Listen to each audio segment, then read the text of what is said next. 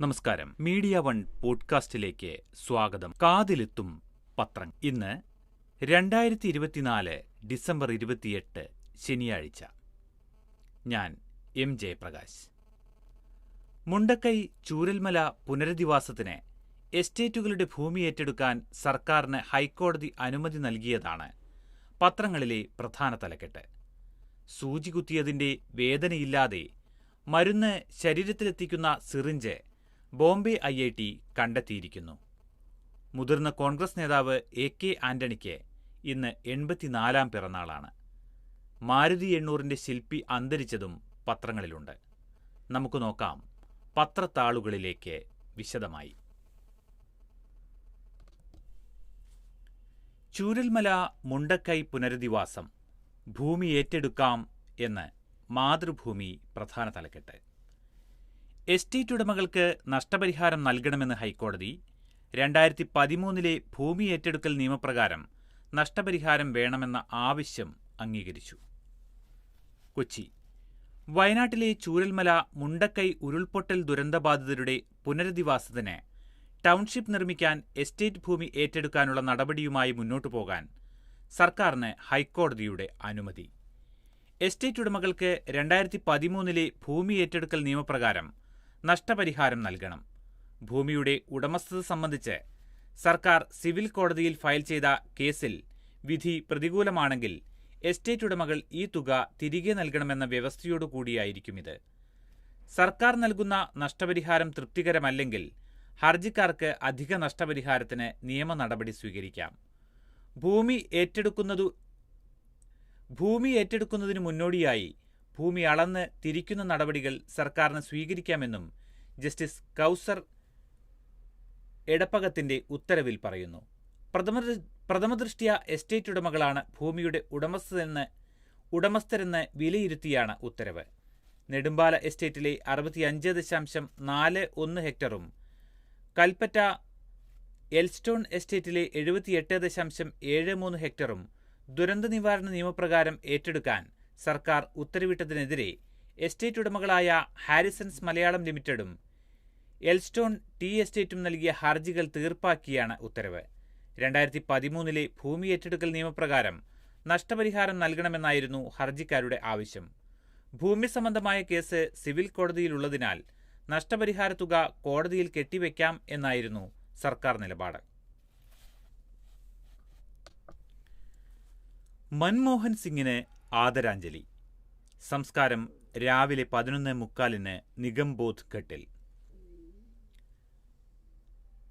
ദീർഘവീക്ഷണമുള്ള നയങ്ങളുമായി രാജ്യത്തെ പുതിയ കാലത്തേക്ക് കൈപിടിച്ചു നടത്തിയ മുൻ പ്രധാനമന്ത്രി ഡോക്ടർ മൻമോഹൻ സിംഗിന് രാജ്യത്തിന്റെ അന്ത്യാഞ്ജലി. ഇന്ത്യൻ രാഷ്ട്രീയത്തിൽ പാണ്ഡിത്യത്തിന്റെ സൗമ്യ സാന്നിധ്യമായി നിറഞ്ഞുനിന്ന അദ്ദേഹത്തിന്റെ ഭൗതികദേഹം ഡൽഹിയിൽ പൂർണ്ണ ഔദ്യോഗിക ബഹുമതികളോടെ സംസ്കരിക്കും. കോൺഗ്രസ് ആസ്ഥാനത്തെ പൊതുദർശനത്തിന് ശേഷമാണ് സംസ്കാരം. ഡൽഹിയിലെ വസതിയിൽ പൊതുദർശനത്തിന് വെച്ചിരുന്ന മൻമോഹൻ സിംഗിന്റെ ഭൗതിക ശരീരത്തിൽ രാഷ്ട്രപതി ദ്രൗപദി മുർമു, ഉപരാഷ്ട്രപതി ജഗദീപ് ധൻകർ, പ്രധാനമന്ത്രി നരേന്ദ്രമോദി, പ്രതിപക്ഷ നേതാവ് രാഹുൽ ഗാന്ധി, കോൺഗ്രസ് അധ്യക്ഷൻ മല്ലികാർജുൻ ഖാർഗെ, കോൺഗ്രസ് മുൻ ദേശീയ അധ്യക്ഷ സോണിയാഗാന്ധി ഉൾപ്പെടെയുള്ളവർ അന്തിമോപചാരം അർപ്പിച്ചു.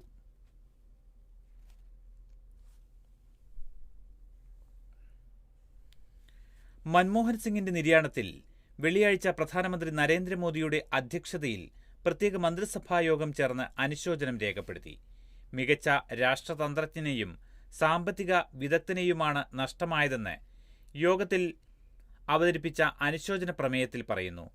കേന്ദ്ര സർക്കാർ ഓഫീസുകൾക്കും കേന്ദ്ര പൊതുമേഖലാ സ്ഥാപനങ്ങൾക്കും ശനിയാഴ്ച ഉച്ചവരെ അവധി പ്രഖ്യാപിച്ചു.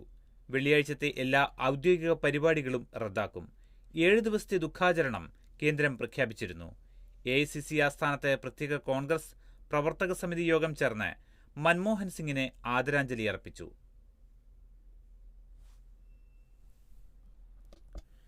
സന്തോഷ് ട്രോഫി ഫുട്ബോളിൽ കേരളം സെമിയിലെത്തിയിരിക്കുകയാണ്. ക്വാർട്ടറിൽ കാശ്മീരിനെ വീഴ്ത്തിയത് 1 ഗോളിന്. 78ാമത് സന്തോഷ് ട്രോഫി ഫുട്ബോളിൽ കേരളം സെമി ഫൈനലിൽ കടന്നു. ഡെക്കാൻ അറീനയിൽ നടന്ന 3-ാം ക്വാർട്ടറിൽ ജമ്മുകാശ്മീരിനെ മറുപടിയില്ലാത്ത ഒരു ഗോളിന് തോൽപ്പിച്ചാണ് കേരളത്തിന്റെ സെമി ഫൈനൽ പ്രവേശം. മെമ്മോയ്ക്ക് മറുപടി ചോദ്യം. ചീഫ് സെക്രട്ടറിയോട് ചോദ്യങ്ങൾ ഉന്നയിച്ച് എൻ പ്രശാന്ത്. ചീഫ് സെക്രട്ടറി നൽകിയ ചാർജ് മെമ്മോയ്ക്ക് മറുപടി നൽകുന്നതിനു പകരം 7 ചോദ്യങ്ങൾ തിരികെ ചോദിച്ച് സസ്പെൻഷനിലുള്ള കൃഷി വകുപ്പ് മുൻ സ്പെഷ്യൽ സെക്രട്ടറി എൻ പ്രശാന്ത്. ഈ അസാധാരണ നടപടിയോട് ചീഫ് സെക്രട്ടറി ശാരദാ മുരളീധരൻ പ്രതികരിച്ചിട്ടില്ല. പ്രശാന്ത് ഉന്നതി കേരള എംപവർമെന്റ് സൊസൈറ്റിയുടെ ചുമതലയിലുണ്ടായിരുന്ന കാലത്തെ ഫയലുകൾ കാണാനില്ലെന്ന തർക്കത്തെ തുടർന്ന് അഡീഷണൽ ചീഫ് സെക്രട്ടറി എ ജയതിലകിനെയും ഉന്നതി മുൻ സിഇഒ കെ ഗോപാലകൃഷ്ണനെയും സാമൂഹിക മാധ്യമങ്ങളിലൂടെ അധിക്ഷേപിച്ചതിന് പ്രശാന്തിനെ സസ്പെൻഡ് ചെയ്തിരുന്നു. മുതിർന്ന IAS ഉദ്യോഗസ്ഥനെ അപമാനിക്കുക വഴി ഭരണ സംവിധാനത്തിന്റെ പ്രതിച്ഛായ തകർക്കാൻ ശ്രമിച്ചെന്നു കാട്ടിയായിരുന്നു ഇത്. മെമ്മോയ്ക്കുള്ള മറുചോദ്യങ്ങൾ ഇതൊക്കെയാണ്. സസ്പെൻഡ് ചെയ്യുന്നതിന് മുൻപ് തന്റെ വിശദീകരണം കേൾക്കാതിരുന്നതെന്താണ്? ഫേസ്ബുക്ക് പോസ്റ്റുകൾക്കെതിരെ ആരും പരാതി നൽകിയിട്ടില്ലാത്ത സാഹചര്യത്തിൽ സർക്കാർ സ്വന്തം നിലയിൽ മെമ്മോ നൽകിയത് എന്തിന്? ചാർജ് മെമ്മോയ്ക്കൊപ്പമുള്ള ഫേസ്ബുക്ക് പോസ്റ്റുകളുടെ സ്ക്രീൻഷോട്ട് ശേഖരിച്ചത് എവിടെ നിന്ന്? ഫേസ്ബുക്ക് അക്കൗണ്ടിന്റെ ആധികാരികത അന്വേഷിച്ചിരുന്നു. സ്ക്രീൻഷോട്ടിൽ സ്വകാര്യ വ്യക്തിയുടെ സോഷ്യൽ മീഡിയ അക്കൗണ്ടാണ്. സ്വകാര്യ വ്യക്തിയുടെ അക്കൗണ്ട് വിവരം ആധാരമാക്കി ചാർജ് മെമ്മോ തയ്യാറാക്കാനാകുമോ? സ്വകാര്യ വ്യക്തി ശേഖരിച്ച വിവരം എങ്ങനെ സർക്കാർ ഫയലിൽ കടന്നുകൂടി? കൃത്രിമം അല്ലെന്ന് ഉറപ്പുവരുത്തിയാണോ ഡിജിറ്റൽ സ്ക്രീൻഷോട്ടുകൾ ശേഖരിച്ചത്? ഇതൊക്കെയാണ് പ്രശാന്തിന്റെ ചോദ്യങ്ങൾ. ജീവനക്കാരുടെ ആസ്തി ബാധ്യതകൾ രഹസ്യവിവരമല്ല. വിവരാവകാശ കമ്മീഷന്റെ പരിധിയിൽ നിന്ന് മാറ്റി നിർത്താൻ കഴിയില്ലെന്ന് മദ്രാസ് ഹൈക്കോടതി. സർക്കാർ ജീവനക്കാരുടെ ആസ്തിയും ബാധ്യതയും സംബന്ധിച്ച വിശദാംശങ്ങൾ സ്വകാര്യ വിവരമായി കണക്കാക്കാനാകില്ലെന്നും അതിനെ വിവരാവകാശ നിയമത്തിന്റെ പരിധിയിൽ നിന്ന് മാറ്റി നിർത്താൻ കഴിയില്ലെന്നും മദ്രാസ് ഹൈക്കോടതി വിധിച്ചു. പൊതുജനങ്ങളുടെ കാഴ്ചപ്പുറത്തു നിൽക്കുന്നവരാണ് പൊതുസേവകരെന്ന് കോടതി ഓർമ്മിപ്പിച്ചു. സർക്കാർ ജീവനക്കാരുടെ സർവീസ് രജിസ്റ്ററിൽ ചില സ്വകാര്യ വിവരങ്ങൾ കണ്ടേക്കാമെങ്കിലും അവയെ മൊത്തത്തിൽ സ്വകാര്യമെന്ന് പറഞ്ഞ് ഒഴിവാക്കാൻ പറ്റില്ലെന്ന് ജസ്റ്റിസ് CV കാർത്തികേയന്റെ ബെഞ്ച് വ്യക്തമാക്കി. പ്രത്യേക സാഹചര്യങ്ങളിൽ സർക്കാർ ജീവനക്കാരുടെ പേരിലെടുത്ത നടപടികളുടെ വിശദാംശങ്ങൾ വെളിപ്പെടുത്താതിരിക്കാം. എന്നാൽ സർവീസ് വിവരങ്ങളും ആസ്തിയും ബാധ്യതകളുടെയും വിവരങ്ങളും പൊതുജനങ്ങളിൽ നിന്ന് മറച്ചുവെക്കാൻ പറ്റില്ല. കൃഷ്ണഗിരി ജില്ലയിൽ ജലസേചന വകുപ്പിൽ അസിസ്റ്റന്റ് എഞ്ചിനീയറായി ജോലി ചെയ്യുന്നയാളുടെ സ്വത്തുവിവരം വെളിപ്പെടുത്തണമെന്നാവശ്യപ്പെട്ട് വിവരാവകാശ പ്രവർത്തകൻ നൽകിയ ഹർജിയിലാണ് ഹൈക്കോടതി വിധി. ഈ ആവശ്യമുന്നയിച്ച് വിവരാവകാശ നിയമപ്രകാരം നൽകിയ അപേക്ഷ കലക്ടർ തള്ളിയിരുന്നു. സർവകലാശാല ലാസ്റ്റ് ഗ്രേഡ് നിയമനം ബിരുദധാരികൾക്കും അപേക്ഷിക്കാം. സർക്കാർ അപ്പീൽ തള്ളി. സംസ്ഥാനത്തെ സർവകലാശാലകളിൽ ലാസ്റ്റ് ഗ്രേഡ് സർവന്റ് നിയമനത്തിന് ബിരുദധാരികൾക്ക് അപേക്ഷിക്കാനാകില്ലെന്ന സർക്കാർ ഉത്തരവിലെ വ്യവസ്ഥ ഒഴിവാക്കാൻ ഡിവിഷൻ ബെഞ്ച് ഉത്തരവിട്ടു. ബിരുദധാരികൾക്ക് ലാസ്റ്റ് ഗ്രേഡ് നിയമനത്തിന് അപേക്ഷിക്കാനാകില്ലെന്ന വ്യവസ്ഥ റദ്ദാക്കിയ സിംഗിൾ ബെഞ്ച് ഉത്തരവിനെതിരെ സർക്കാർ നൽകിയ അപ്പീൽ തീർപ്പാക്കിയാണ് justice Anil K Narendran, justice PG Ajith Kumar എന്നിവരടങ്ങിയ ബെഞ്ചിന്റെ ഉത്തരവ്. സർക്കാർ വകുപ്പിലേക്ക് നടത്തുന്ന ലാസ്റ്റ് ഗ്രേഡ് നിയമനത്തിന് ബിരുദധാരികൾക്ക് അപേക്ഷിക്കാനാകില്ലെന്ന വ്യവസ്ഥ സർവകലാശാല നിയമനത്തിന് ബാധകമല്ലെന്നും കോടതി വ്യക്തമാക്കി. നിയമനത്തിനായി പുതിയ വിജ്ഞാപനം പുറപ്പെടുവിച്ച് വീണ്ടും പരീക്ഷ നടത്തണം. എല്ലാ സർവകലാശാലകളിലേക്കും ലാസ്റ്റ് ഗ്രേഡ് തസ്തികയിലേക്ക് ഒരുമിച്ച് നിയമനം നടത്താൻ യോഗ്യത ഏകീകരിച്ചതിൽ അപാകമില്ലെന്നും ഡിവിഷൻ ബെഞ്ച് വിലയിരുത്തി. വിഷം അകത്തുചെന്ന് DCC ട്രഷററും മകനും മരിച്ചു. മരണം കോഴിക്കോട് മെഡിക്കൽ കോളേജിൽ ചികിത്സയിലിരിക്കെ. വിഷം അകത്തുചെന്ന് ഗുരുതരാവസ്ഥയിൽ ആശുപത്രിയിൽ ചികിത്സയിലായിരുന്ന വയനാട് DCC ട്രഷറർ മണിച്ചിറയ്ക്കൽ NM വിജയനും ഇളയ മകൻ ജിജേഷും മരിച്ചു. കോഴിക്കോട് മെഡിക്കൽ കോളേജ് ആശുപത്രിയിൽ ചികിത്സയിലിരിക്കെയായിരുന്നു ജിജേഷ് വെള്ളിയാഴ്ച വൈകിട്ട് 6:30-ഓടെയും NM വിജയൻ രാത്രി 9-ഓടെയും മരിച്ചത്. സാമ്പത്തിക ബാധ്യതയെ തുടർന്നാണ് ഇരുവരും വിഷം കഴിച്ചതെന്നാണ് സൂചന. ചൊവ്വാഴ്ച രാത്രി അവശനിലയിൽ ഇരുവരെയും വീട്ടിലെ മുറിയിൽ കണ്ടെത്തുകയായിരുന്നു. തുടർന്ന് ബത്തേരിയിലെ സ്വകാര്യ ആശുപത്രിയിലേക്കും പിന്നീട് കോഴിക്കോട്ടേക്കും മാറ്റി. സുൽത്താൻ ബത്തേരി പഞ്ചായത്തിന്റെ മുൻ പ്രസിഡന്റും വൈസ് പ്രസിഡന്റുമായിരുന്നു. ഒരു തവണ ബത്തേരി നഗരസഭാംഗവുമായി.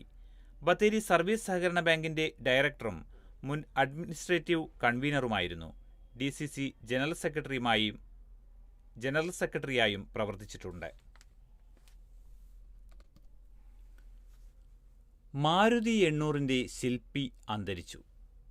ചെറുകാറുകളുടെ നിർമ്മാണത്തിലൂടെ സുസുക്കിയെ ജനപ്രിയമാക്കിയ സുസുക്കി മോട്ടോഴ്സ് കോർപ്പറേഷൻ മുൻ ചെയർമാൻ ഒസാമു സുസുക്കി അന്തരിച്ചു. ഒസാമുവിന്റെ 4 പതിറ്റാണ്ടത്തെ സേവനത്തിന് കീഴിൽ കാറുകളുടെ വിൽപ്പന 10 മടങ്ങാണ് വർദ്ധിച്ചത്. ചെറുകാറുകളിൽ ശ്രദ്ധ കേന്ദ്രീകരിച്ച അദ്ദേഹമാണ് മാരുതി 800 ബ്രാൻഡിന്റെ ശില്പി.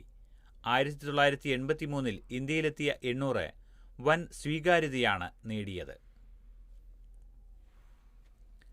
വേദനിപ്പിക്കില്ല, സൂചിയില്ല, സിറിഞ്ച് വരുന്നു. സൂചിപ്പേടിയുള്ളവർ ഇനി കുത്തിവെപ്പിനെ പേടിക്കേണ്ട.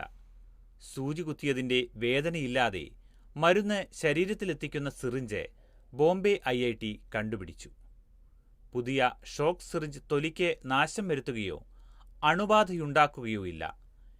എയ്റോസ്പേസ് എഞ്ചിനീയറിംഗ് അടിസ്ഥാനപ്പെടുത്തിയാണ് വികസിപ്പിച്ചതെന്ന് നേതൃത്വം നൽകിയ വിരൻ മെനസസ് പറയുന്നു. ശബ്ദത്തേക്കാൾ വേഗത്തിൽ സഞ്ചരിക്കാൻ കഴിയുന്ന ഊർജ സമ്മർദ്ദ തരംഗങ്ങളിലൂടെയാണ് സിറിഞ്ചിലുള്ള മരുന്ന് ശരീരത്തിൽ പ്രവേശിപ്പിക്കുന്നത്. ചെറിയൊരു മുറിവുണ്ടാക്കുന്നുണ്ട്. അത് തലമുടിയുടെ വീതിയോളം മാത്രമാണ്. ബോൾ പോയിന്റ് പേനയേക്കാൾ അല്പം കൂടി നീളം കൂടിയ സിറിഞ്ചിന്റെ ഒരു ഭാഗത്ത് സമ്മർദ്ദമേറിയ നൈട്രജൻ വാതകമാണ് ഉപയോഗിക്കുന്നത്. ശരീരത്തിൽ പ്രവേശിപ്പിക്കുന്ന മരുന്നിന്റെ അളവ്, അവ ശരീരത്തിൽ പ്രവർത്തിക്കുന്ന രീതി എന്നിവ എലികളിൽ പരീക്ഷിച്ചപ്പോൾ വിജയമാണ്. മനുഷ്യരിൽ പരീക്ഷിച്ച് വേണ്ട മാറ്റങ്ങൾ വരുത്തും എന്നും വാർത്തയിൽ പറയുന്നു.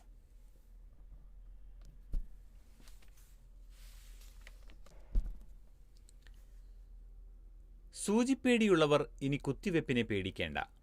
സൂചി കുത്തിയതിന്റെ വേദനയില്ലാതെ മരുന്ന് ശരീരത്തിലെത്തിക്കുന്ന സിറിഞ്ച് ബോംബെ IIT കണ്ടുപിടിച്ചു. പുതിയ ഷോക്ക് സിറിഞ്ച് തൊലിക്ക് നാശം വരുത്തുകയോ അണുബാധയുണ്ടാക്കുകയോ ഇല്ല.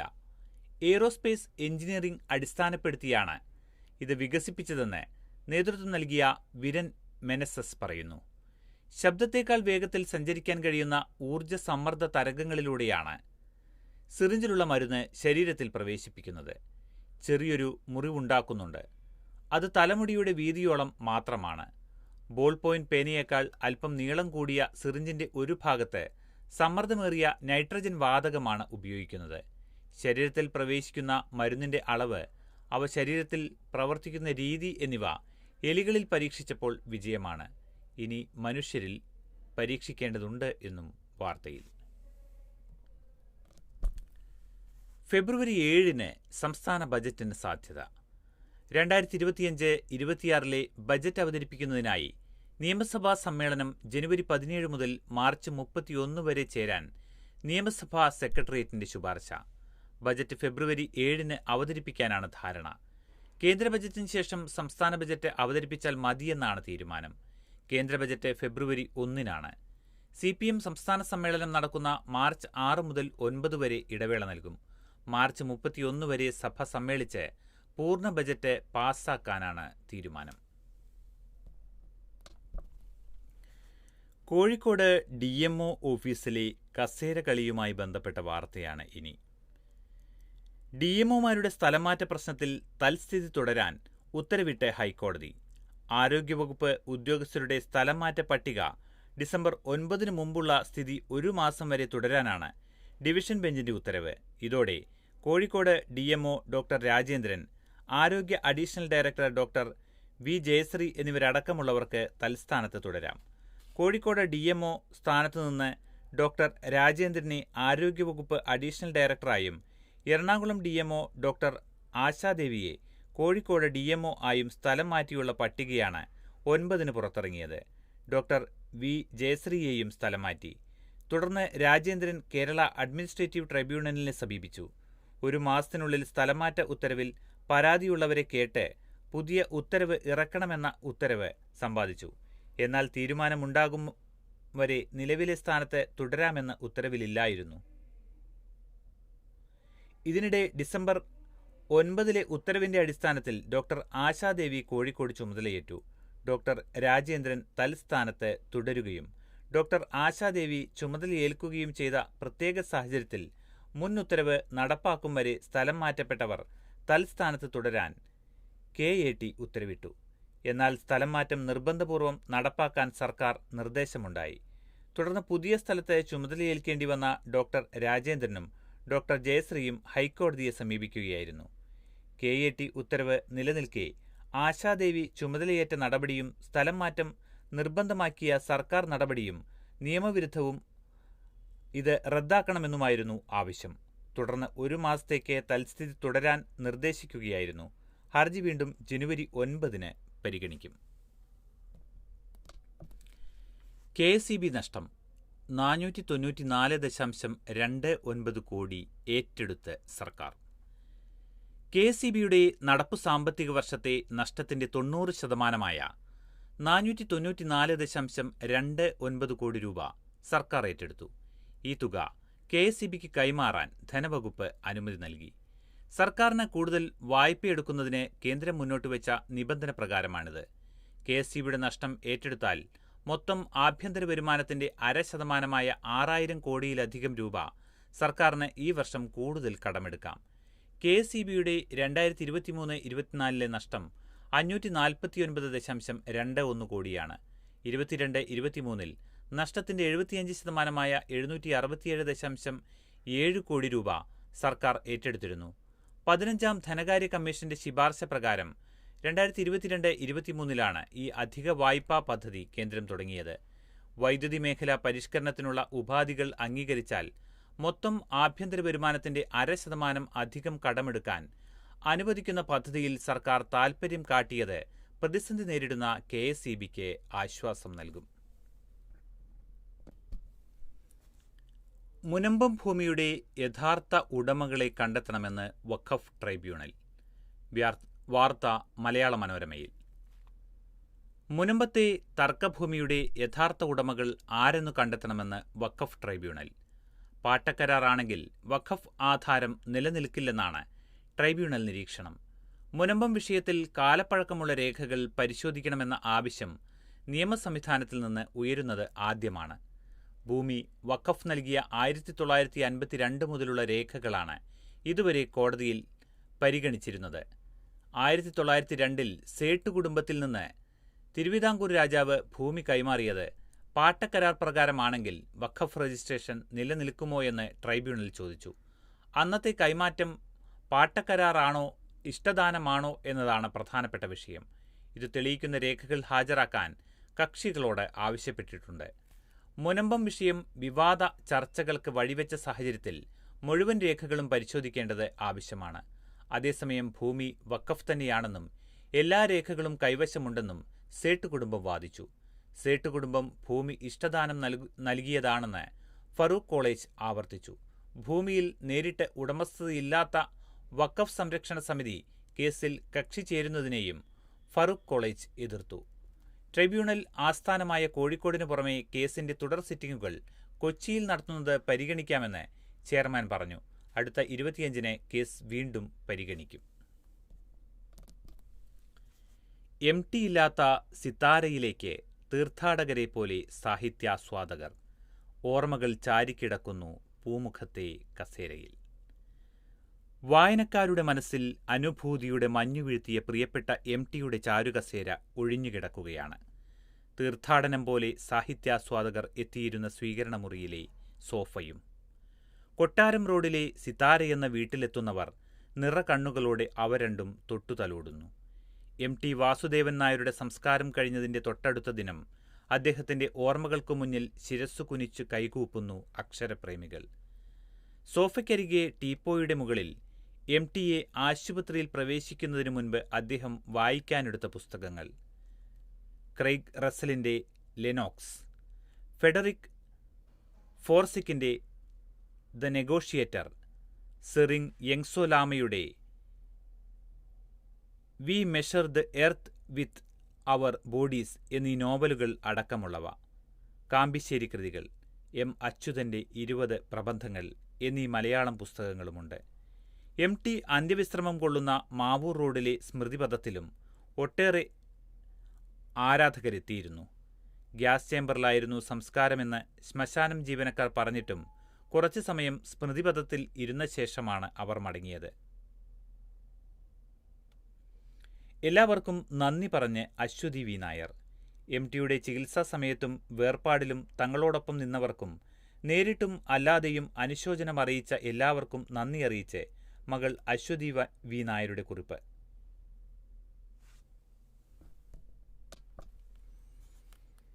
ചോദ്യക്കടലാസ് ചോർച്ച 2 അധ്യാപകർക്ക് വീണ്ടും നോട്ടീസ് നൽകും. ഇരുവരും ഒളിവിൽ കഴിയുന്നതായാണ് പോലീസിന്റെ നിഗമനം. സ്കൂൾ തല പരീക്ഷകളുടെ ചോദ്യക്കടലാസ് ചോർന്ന കേസിൽ അന്വേഷണത്തിന്റെ ഭാഗമായി ഹാജരാകാൻ നോട്ടീസ് നൽകിയ അധ്യാപകർക്ക് വീണ്ടും നോട്ടീസ് നൽകാൻ ക്രൈംബ്രാഞ്ച്. സംഭവത്തിൽ ആരോപണം നേരിടുന്ന MS സൊല്യൂഷൻസ് ഉടമ മുഹമ്മദ് ഷുഹൈബുമായി ബന്ധമുള്ള 2 അധ്യാപകർക്കാണ് കഴിഞ്ഞ ദിവസം ക്രൈംബ്രാഞ്ച് നോട്ടീസ് നൽകിയത്. എന്നാൽ നിയമോപദേശം ലഭിച്ച സാഹചര്യത്തിൽ രണ്ടുപേരും ഒളിവിൽ കഴിയുന്നതായാണ് അന്വേഷണ സംഘത്തിന്റെ നിഗമനം. ഇവരെ കണ്ടെത്താനും അന്വേഷണം ആരംഭിച്ചു. മൊബൈൽ ഫോൺ കേന്ദ്രീകരിച്ച് നടത്തിയ അന്വേഷണത്തിൽ ചില സൂചനകൾ ലഭിച്ചിട്ടുണ്ട്. അന്വേഷണം ആരംഭിച്ചതോടെ സ്ഥാപനം നടത്തുന്ന ഷുഹൈബ് മുങ്ങിയിരുന്നു. ഇയാൾ അഭിഭാഷകൻ മുഖേന നൽകിയ മുൻകൂർ ജാമ്യാപേക്ഷ ജില്ലാ കോടതി 31-ന് പരിഗണിക്കും. രാജ്യം വിടാൻ സാധ്യതയുള്ള സാഹചര്യത്തിൽ അന്വേഷണ സംഘം തിരച്ചിൽ നോട്ടീസ് പുറപ്പെടുവിച്ചിരുന്നു. ഇനി ചില ബിസിനസ് വാർത്തകളിലേക്കാണ്. പച്ചത്തേങ്ങ തിളങ്ങുന്നു. ക്വിൻ്റലിന് 5200 രൂപ. 7 വർഷത്തിനിടയിലെ ഏറ്റവും ഉയർന്ന വിലയാണിത് എന്നും മലയാള മനോരമയിൽ വാർത്ത. പുതുവർഷത്തെ വരവേറ്റ് പച്ചത്തേങ്ങ വില റെക്കോർഡിൽ. ക്വിൻ്റലിന് 5200 രൂപയാണ് ഇന്നലത്തെ വില. 7 വർഷത്തെ ഏറ്റവും ഉയർന്ന വിലയാണിത്. കഴിഞ്ഞ നവംബർ 14-ന് ക്വിൻ്റലിന് 5000 രൂപയും 15-ന് 5100 രൂപയിലും എത്തിയ തേങ്ങവിലയിൽ പിന്നീട് ചില്ലറ ഏറ്റക്കുറച്ചിലുണ്ടായി. ഈ മാസം തുടക്കത്തിൽ ക്വിൻ്റലിന് 4500 രൂപ വരെ താഴ്ന്ന ശേഷമാണ് ഇപ്പോഴത്തെ ഉയർച്ച. 18-ന് ക്വിൻ്റലിന് 5100 രൂപ രേഖപ്പെടുത്തിയ വില പിന്നീട് താഴ്ന്നിട്ടില്ല. അതേസമയം രൂപയുടെ വില വീണ്ടും താഴേക്കാണ്. ഡോളർ വിനിമയത്തിൽ രൂപയ്ക്ക് 21 പൈസയാണ് ഇന്നലെ സംഭവിച്ച നഷ്ടം. 85 രൂപ 48 പൈസയാണ് ഇന്നലത്തെ ക്ലോസിംഗ്. പ്രവർത്തന ലാഭം കുതിച്ചുയർന്ന് കൊച്ചി മെട്രോ. കൊച്ചി മെട്രോയുടെ പ്രവർത്തന ലാഭം 5 കോടിയിൽ നിന്ന് 23 കോടിയിലേക്ക് ഉയർന്നു. തുടർച്ചയായ 2ാം വർഷവും പ്രവർത്തന ലാഭം നേടിയതോടെ നിത്യ നടത്തിപ്പിന് മറ്റാരെയും ആശ്രയിക്കാതെ കൊച്ചി മെട്രോയ്ക്ക് മുന്നോട്ടു പോകാം. പ്രതിദിന യാത്രക്കാരുടെ എണ്ണം 1 ലക്ഷമായെന്ന സന്തോഷ വാർത്തയുമുണ്ട്.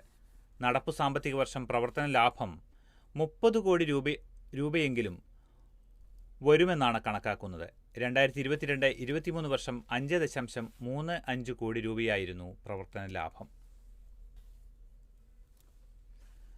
അദാനി പോർട്സിന് ടഗ് നിർമ്മിക്കാൻ കൊച്ചി കപ്പൽശാലയ്ക്ക് കരാർ. 8 ടഗുകൾ നിർമ്മിക്കാൻ 450 കോടി രൂപയുടെ കരാറാണ് ഉണ്ടാക്കിയത്. അദാനി പോർട്സ് ആൻഡ് സെസ്സിന് കീഴിലുള്ള ഓഷൻ സ്പാർക്കിൾ ലിമിറ്റഡിനായി 8 ബൊളാർഡ് പുൾ AISD ടഗുകൾ നിർമ്മിക്കാൻ കൊച്ചി ഷിപ്പ്യാർഡിന് 450 കോടി രൂപയുടെ കരാർ. ടഗ് നിർമ്മാണത്തിനായി അദാനി സ്പോർട്സ് നൽകുന്ന ഏറ്റവും വലിയ കരാറാണിത്. ഇക്കാര്യം അദാനി പോർട്സ് സ്റ്റോക്ക് എക്സ്ചേഞ്ചുകളെ അറിയിച്ചതോടെ CSL ഓഹരി വിലയും ഉയർന്നു. കൊച്ചി സ്മാർട്ട് സിറ്റി പദ്ധതിയുമായി ബന്ധപ്പെട്ട ഒരു ഫോളോ അപ്പ് വാർത്തയിലേക്കാണ് ഇനി. സംസ്ഥാന സർക്കാർ കോടികൾ നഷ്ടപരിഹാരം നൽകി കൊച്ചി സ്മാർട്ട് സിറ്റി പദ്ധതിയിൽ നിന്ന് ടീകോമിനെ ഒഴിവാക്കാൻ തീരുമാനിച്ച നടപടിക്രമങ്ങളിൽ ധനവകുപ്പിനെ ഒഴിവാക്കി. സർക്കാരിന് കനത്ത സാമ്പത്തിക ബാധ്യത സൃഷ്ടിക്കുന്ന ഈ നീക്കത്തിൽ ധനവകുപ്പിന്റെ അഭിപ്രായം തേടിയാൽ എതിർപ്പുണ്ടായേക്കാമെന്ന് കരുതിയാണ് ഈ ഒഴിവാക്കലെന്നാണ് സൂചന. കരാർ പ്രകാരമുള്ള തൊഴിലവസരങ്ങൾ സൃഷ്ടിക്കാത്തതിനാലാണ് പദ്ധതിയിൽ നിന്ന് ടീകോമിനെ ഒഴിവാക്കുന്നതെന്നാണ് സർക്കാർ വാദം. സ്മാർട്ട് സിറ്റി അധികൃതർ അവിടുത്തെ കമ്പനികളോട് പരുഷമായാണ് പെരുമാറുന്നതെന്നും റിയൽ എസ്റ്റേറ്റ് ഇടപാടുകളിലാണ് അവർക്ക് താൽപ്പര്യമെന്നും ഫയൽ കുറിപ്പുകളിൽ ഉദ്യോഗസ്ഥർ ചൂണ്ടിക്കാട്ടിയിട്ടുണ്ട്. കരാർ ലംഘിച്ചത് ടീകോം ആണെങ്കിൽ അവർക്ക് സംസ്ഥാന സർക്കാർ എന്തിന് നഷ്ടപരിഹാരം നൽകുന്നു എന്ന ചോദ്യത്തോട് സർക്കാർ പ്രതികരിച്ചിട്ടില്ല. എന്നാൽ പദ്ധതി പ്രദേശത്തെ മെട്രോ റെയിൽപാത ഉൾപ്പെടുത്തിയത് അടക്കമുള്ള നടപടികളിലൂടെ കരാർ ലംഘിച്ചത് സംസ്ഥാന സർക്കാരാണെന്നാണ് ടീകോമിന്റെ വാദം. നഷ്ടപരിഹാരം ആവശ്യപ്പെട്ടുള്ള ടീകോമിന്റെ കത്തിനെ തുടർന്നാണ് പദ്ധതിയിൽ നിന്ന് അവരെ പുറത്താക്കാൻ സർക്കാർ തീരുമാനിച്ചത്. ഇതേക്കുറിച്ച് പഠിക്കാൻ മുഖ്യമന്ത്രിയുടെ നിർദ്ദേശപ്രകാരം ചീഫ് സെക്രട്ടറിയുടെ മേൽനോട്ടത്തിൽ രൂപീകരിച്ച സമിതിയിൽ പക്ഷേ നിയമ, റവന്യൂ, IT സെക്രട്ടറിമാർക്കൊപ്പം ധനസെക്രട്ടറിയെയും ഉൾപ്പെടുത്തിയിരുന്നു.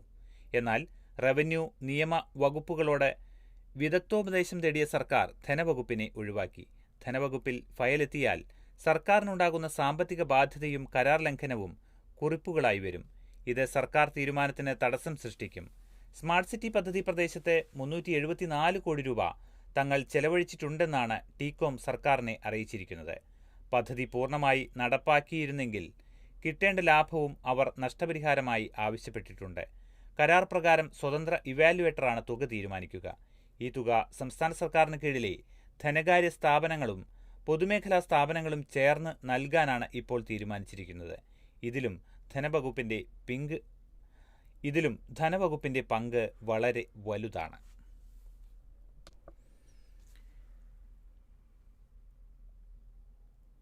വിലയുടെ കാര്യത്തിൽ സ്വർണത്തിന് സുവർണ വർഷമാണ് കടന്നുപോകുന്നത്.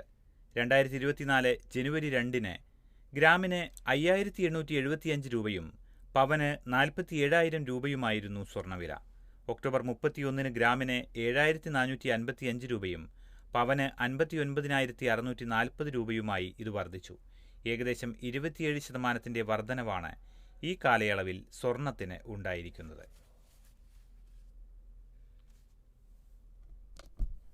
ഇനി ചില അന്താരാഷ്ട്ര വാർത്തകളിലേക്ക്. ഗസയിൽ ആശുപത്രി ഒഴിപ്പിച്ച് തീവെച്ച് ഇസ്രായേൽ. രോഗികളെ നിർബന്ധിച്ച് ആശുപത്രിയുടെ പുറത്തേക്ക് മാറ്റിയ ശേഷം വസ്ത്രങ്ങൾ അഴിപ്പിച്ചു എന്നും വാർത്തയിൽ. ഉത്തര ഗസയിലെ അവശേഷിക്കുന്ന ചുരുക്കം ആശുപത്രികളിലൊന്നായ കമാൽ അദ്വാൻ റെയ്ഡ് ചെയ്ത് രോഗികളെയും ഡോക്ടർമാരെയും ജീവനക്കാരെയും ഇസ്രായേൽ സേന ബലം പ്രയോഗിച്ച് ഒഴിപ്പിച്ചു. ആശുപത്രി പൂട്ടിയ ശേഷം ലാബ് അടക്കമുള്ള മുറികൾക്ക് സൈന്യം തീയിട്ടതായും ഗസ ആരോഗ്യ മന്ത്രാലയം അറിയിച്ചു. രോഗികളെ നിർബന്ധിച്ച് ആശുപത്രിയുടെ പുറത്തേക്ക് മാറ്റിയ ശേഷം വസ്ത്രങ്ങൾ അഴിപ്പിക്കുകയും ചെയ്തു. ഗസയിൽ അതിശൈത്യം നേരിടുന്നതിനിടയിലാണ് രോഗികളോടുള്ള അധിനിവേശ സേനയുടെ ക്രൂരത. ചില രോഗികളെ അജ്ഞാത കേന്ദ്രങ്ങളിലേക്കും മറ്റു ചിലരെ ആക്രമണത്തിൽ തകർന്ന ഇന്തോനേഷ്യൻ ആശുപത്രികളിലേക്കുമാണ് മാറ്റിയത്. 75 രോഗികളിൽ 25 പേരും 180 ജീവനക്കാരിൽ 60 പേരും ആശുപത്രിയിൽ തന്നെ തുടരുകയാണെന്ന് മന്ത്രാലയം പറഞ്ഞു. ആശുപത്രിയുടെ പല ഭാഗത്തും തീ വെച്ചിരിക്കുകയാണെന്നും ഡയറക്ടർ ഹുസാം അബു സുഫിയയുടെ സമൂഹമാധ്യമ അക്കൗണ്ടിൽ പങ്കുവച്ച ശബ്ദ സന്ദേശത്തിൽ ജീവനക്കാരി പറഞ്ഞു. ഓക്സിജൻ വിതരണം വിച്ഛേദിച്ചതായും ചില രോഗികൾ ഏത് നിമിഷവും മരിക്കുമെന്നും ജീവനക്കാരി വ്യക്തമാക്കി. തൊട്ടടുത്ത കെട്ടിടത്തിൽ ഇസ്രായേൽ നടത്തിയ വ്യോമാക്രമണത്തിൽ 5 മെഡിക്കൽ ജീവനക്കാർ ഉൾപ്പെടെ 50 പേർ കൊല്ലപ്പെട്ടതിന് പിന്നാലെയാണ് കമാൽ അദ്വാൻ ആശുപത്രി ഒഴിപ്പിച്ചത്. ഒക്ടോബറിൽ കമാൽ അദ്വാൻ ആശുപത്രി സൈന്യം റെയ്ഡ് ചെയ്തിരുന്നു. ചൊവ്വാഴ്ച സമീപത്തെ ഇന്തോനേഷ്യൻ ആശുപത്രിയും ആക്രമിച്ച് ഒഴിപ്പിക്കുകയുണ്ടായി. ഉത്തര ഗസയിലെ ജബലിയ, ബെത്ത് ഹാനൂൻ, ബൈത്ത് ലാഹിയ തുടങ്ങിയ പ്രദേശങ്ങളിൽ ഒക്ടോബർ മുതൽ അതിക്രൂരമായ ആക്രമണങ്ങളാണ് ഇസ്രായേൽ നടത്തുന്നത്. 10,000-കണക്കിന് സ്ത്രീകളും കുഞ്ഞുങ്ങളും അടക്കമുള്ള ഫലസ്തീനികളെ മേഖലയിൽ നിന്ന് ഒഴിപ്പിച്ചു. ഭക്ഷ്യസഹായങ്ങൾക്ക് വിലക്കേർപ്പെടുത്തിയതോടെ അവശേഷിക്കുന്നവർ കൊടും പട്ടിണിയിലാണ്. പാക് എഴുത്തുകാരി ബാപ്സി സിദ്വ അന്തരിച്ചു. ഇന്ത്യ പാക് വിഭജനത്തിന്റെ മുറിവുകൾ ലോകത്തിനു മുന്നിൽ തുറന്നുകാട്ടിയ ഐസ് കാൻഡിമാന്റെ രചയിതാവും പ്രമുഖ പാകിസ്ഥാനി നോവലിസ്റ്റുമായ ബാപ്സി സിദ്വ അന്തരിച്ചു. US-ലെ ഹൂസ്റ്റണിലായിരുന്നു അന്ത്യം. The crow eaters, the bride and American brat, city of sin and splendour, writings on Lahore എന്നിവയാണ് പ്രധാന കൃതികൾ. ദക്ഷിണേഷ്യയുടെ സംസ്കാരവും ചരിത്രവും വിളിച്ചോതുന്നവയായിരുന്നു ബാപ്സിയുടെ കൃതികൾ. ദീപ മേത്തയുടെ എർത്ത്, വാട്ടർ എന്നീ സിനിമകൾക്ക് ആധാരം ബാപ്സി സിദ്ദോയുടെ ഐസ് കാൻഡി മാൻ, വാട്ടർ എന്നീ നോവലുകളാണ്. ഗുജറാത്തിൽ നിന്നുള്ള പാഴ്സി കുടുംബത്തിൽ 1938 ഓഗസ്റ്റ് 11 കറാച്ചിയിലാണ് ബാപ്സി സിദ്ദോ ജനിച്ചത്. പിന്നീട് ലാഹോറിലേക്ക് താമസം മാറുകയായിരുന്നു. ലാഹോറിലാണ് ബാപ്സി ജീവിതത്തിന്റെ ഭൂരിഭാഗവും ചെലവഴിച്ചത്. 2-ാം വയസ്സിൽ പോളിയോ പിടിപെട്ട അവരുടെ എഴുത്തിന്റെ ജീവിതത്തിൽ നേരിട്ടത് വലിയ വെല്ലുവിളികളാണ്.